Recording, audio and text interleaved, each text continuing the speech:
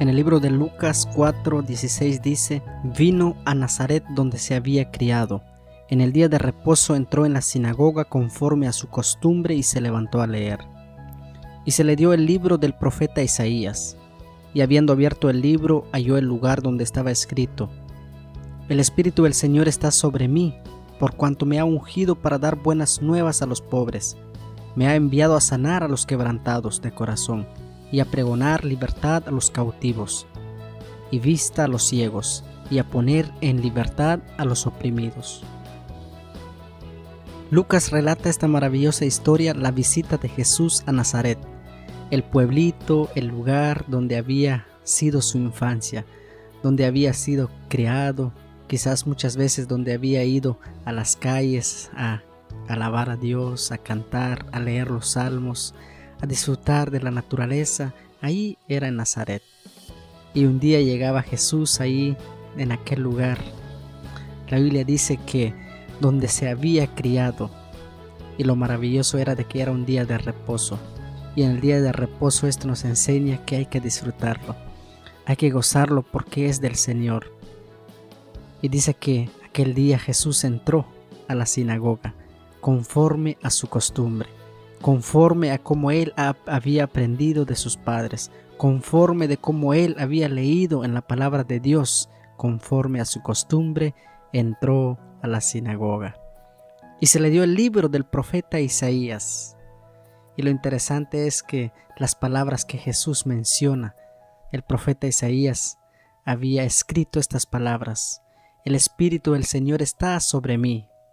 Nota estas palabras. Es que el Espíritu del Señor estaba con Jesús. El Espíritu de Dios andaba con Jesús. Y él dice las palabras: el Espíritu del Señor está sobre mí por cuanto me ha ungido para dar buenas nuevas, para dar buenas noticias. He traído buenas nuevas. ¿Y sabes lo que quiere decir las buenas nuevas de salvación? Es que ha llegado la salvación a ese lugar. Ha llegado la salvación en Nazaret. Eso quiere decir buenas noticias, buenas nuevas a los pobres.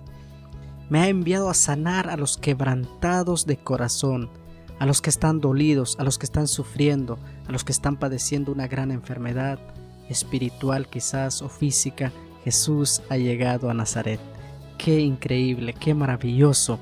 Si tú te pones a imaginar ese gran día, ese día Jesús estando en la sinagoga diciendo: estoy aquí para curar a los que están sufriendo, a pregonar libertad, libertad, querido amigo, libertad, querido joven, que tú estás sufriendo en un vicio, en una drogadicción, quizás libertad.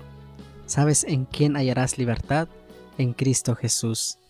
Él llegó ese día y dijo: he venido a pregonar libertad a los cautivos. He venido a curar y a dar vista a los ciegos. Esto me emociona, esto me pone feliz, porque solo Jesús tiene poder a hacer estas maravillas. Y él dijo un día en la palabra de Dios: mayores cosas harán ustedes si lo hacen por fe. Y la última frase dice: he venido a poner en libertad a los oprimidos. En aquel tiempo la palabra oprimidos tenía una función importante, porque el pueblo de Israel estaban oprimidos por los romanos. Y al decir Jesús: he venido a dar libertad a los oprimidos, pero en realidad Jesús no se refería a la opresión del pueblo romano, se refería a la opresión del pecado. Sabes, querido amigo, que el pecado nos oprime, el pecado nos esclaviza, el pecado nos pone quizás esposas de metal en la mano espiritual que no vemos, pero estamos esclavos del pecado, estamos esclavos de algún vicio, esclavos de alguna adicción que nos aleja de Dios. Y Jesús dijo: he venido a este lugar para dar libertad. Yo te pregunto a ti: ¿quieres esa libertad que Jesús ofrece? Te pregunto a ti, querido hermano, querido amigo: ¿quieres la libertad que solo Dios lo puede dar? Esa libertad está ahí a tu alcance. Solo di: te acepto, Señor Jesús, como mi Salvador y mi Redentor, y serás libre. Libre porque tú podrás decidir hacer el bien y no el mal. ¿Quieres saber más de un amigo que te ama? ¿Quieres saber más de Jesús que nos ofrece la libertad? Usa la Biblia como tu guía. Que Dios te bendiga.